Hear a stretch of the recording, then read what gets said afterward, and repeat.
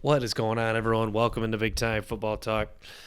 So I wanted to start with this. One of the biggest debates right now is whether the Bengals should take Penei Sewell, offensive tackle, or they should go Jamar Chase. And it's been fun to listen to both sides of the coin here on this, because it's really an interesting debate that Cincinnati has in their dilemma with the fifth overall pick in the upcoming 2021 draft.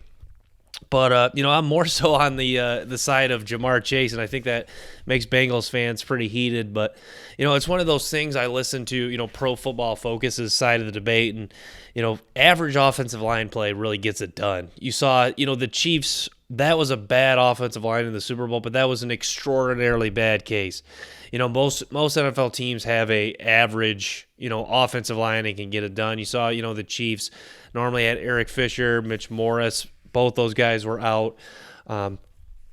You've seen, Super Bowl teams mostly, average offensive line play can get it done. If Joe Burrow, which he showed the flashes like he could be that elite quarterback, he showed flashes like he could be an elite quarterback. If it really is that guy, he could get it done with an average offensive line play. And I think a stud receiver that he had, chemistry with back at college like Jamar Chase could really elevate this offense and take it to a whole nother level. And there's some depth of the offensive line too. Guys like Walker Little, Samuel Cosmi, guys you could find later in the draft, maybe second round if they slip. So but Cincinnati, it's quite the story. I see a lot of Cincinnati fans wanting to get Penei Sewell, which is understandable because that dude is just a freak at the offensive tackle position. 6'4", like 320, 330, just an absolute beast, in the run game. I think he could improve in, the passing game. And, if Cincinnati drafts him, they could, if they want to play him at right tackle and kind of have the bookend tackles with Jonah Williams, or move Jonah Williams to right and play him at left. Or you could play him at guard. I mean, it's kind of one of those debates. Like, people are like, why would you take a guy top 5 who's just going to play guard? But, having a outstanding guard is no slouch in the NFL. I think the Colts are pretty happy with Quentin Nelson. And, that's pretty high praise comparing him to Quentin Nelson. But Quentin Nelson is one of the best guards in the National Football League, obviously. But Penei Sewell is, one of the highest, greatest talents coming out. And he's still only 20 years old. So, and then Jamar Chase, obviously, one of the best receivers, if not the best, in the draft, and has played with Joe Burrow before and has built up quite the connection at LSU.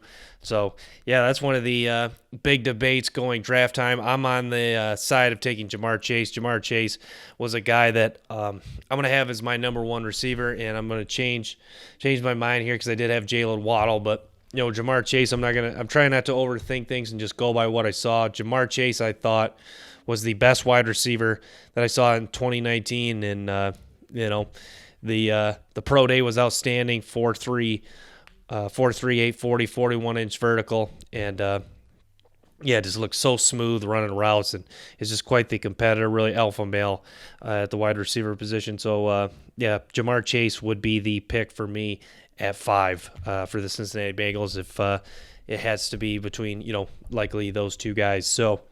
I just wanted to share my thoughts on that and say talk about how it's a really fun opinion, and it's created some good debate between Cincinnati Bengals fans and NFL draft analysts out there. So so it was reported today that Jerry Jones really liked Kyle Pitts at tight end. I think this is something that kind of is expected and is right on point for Jerry Jones, because he always likes to get the the fun big time, big name, big school player. And I've really been a fan of Jerry Jones drafting because like last year, CD Lamb, wide receiver wasn't necessarily their biggest need, but taking CD Lamb proved to be helpful, not for the defensive side of the ball, but as far as another high potent fun star to watch on the offensive side of the ball. And Jerry Jones, I like his motto is take the best player on the board. It seems like best player on the board is becoming more and more of a seems like the right thing to do, because you can't sign everyone. So, building a great all around team is becoming harder and harder with salary cap limitations. So if you're only going to have a few stars, you might as well have your stars, better stars than anyone else, if that makes sense. But yeah, so Kyle Pitts, and yeah, that offense would be super fun to watch. Yeah, already with CeeDee Lamb, Michael Gallup, and Amari Cooper there. But yeah, so I thought that was interesting too. And Jerry Jones he's not shy of picks like this. And if that means trading up to get Kyle Pitts, he's a guy that's not shy to make the moves like this. So yeah, I thought that was interesting.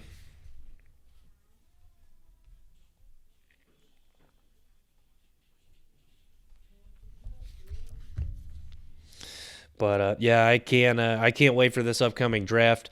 Mark your calendars, guys. April 29th is the 2021 NFL Draft. I'm likely going to try to do a live stream for it. I think that'd be a lot of fun.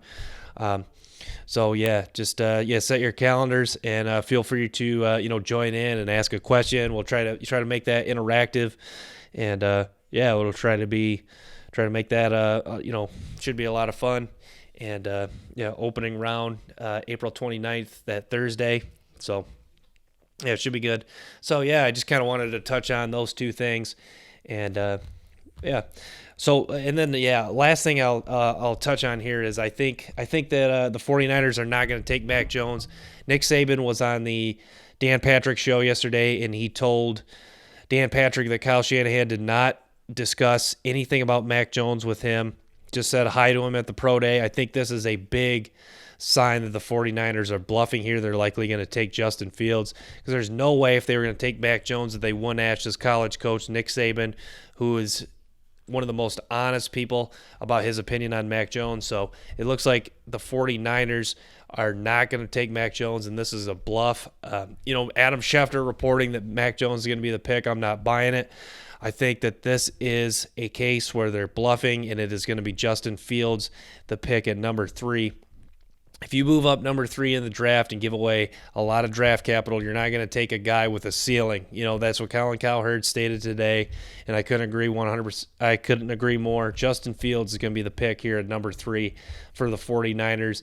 A high upside guy, super great athlete, and yeah. So Justin Fields is going to be the pick, guys. Mark it at number 3 in the NFL draft. And yeah, I think Kyle Pitts, obviously I just touched on the Cowboys. So yeah, the draft order, it's likely looking like Lawrence, and then Lawrence 1, Zach Wilson 2, Justin Fields 3. So yeah, and then number 4, I think Atlanta will go Kyle Pitts if the Cowboys choose not to trade up and go get him, like Jerry Jones has speculated today. So yeah, and then Cincinnati, the great debate, like I touched on, Penei Sewell or Jamar Chase, and then at number 6, the Dolphins. Who knows? I'm not sure what the Dolphins will do. The Dolphins in Detroit, not quite sure. Dolphins likely probably take a receiver, maybe the best available. If Chase and Pitts go before that, they'll probably take Waddle or Devontae Smith, very likely. So, or offensive tackle could be in play, I guess. And then it discussed that, Detroit might move out of the 7 pick, maybe a trade with the Patriots or the Broncos if they're interested in Mac Jones, or if the Broncos are interested in Trey Lance or whatever quarterback, they would want to target. So, yeah, guys, I think I'll wrap with that. It's April 29th, live stream for the NFL draft. I can't wait for the NFL draft, so mark your calendars for that. And, yeah, feel free to join and, ask a question about about a prospect or who your favorite team should be. Yeah, so we'll try to make that an interactive session. I'll be answering as many questions as I can. So thank you, guys. Till next time. Peace.